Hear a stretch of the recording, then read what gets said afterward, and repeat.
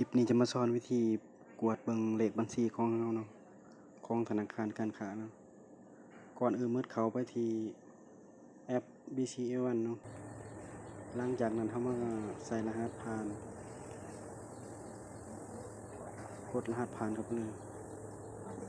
หลังจากเฮากดรหัสผ่านเรียบร้อยแล้วมันจะเข้ามาสู่หน้านี้เฮาต้องกดเข้าตัวนี้เลยเนาะกดเข้าไปเลยหลังจากนั้นมาเข้าข้อมูลบัตรกดเข้าไปที่ข้อมูลบัตรกดเข้าไปเลยเนาะหลังจากนั้นมันจะเข้ามาสู่หน้านี้เฮากดตัวนี้เข้าไปเลยกดเลขบัญชีเลยกดเข้าไปเลยมันจะมาเข้าสู่แสดงเลขบัญชีกดเข้าไปเลยหลังจากนั้นมาใส่รหัสผ่านเนาะรหัสลับของเฮากดรหัสลับเข้าไปเลย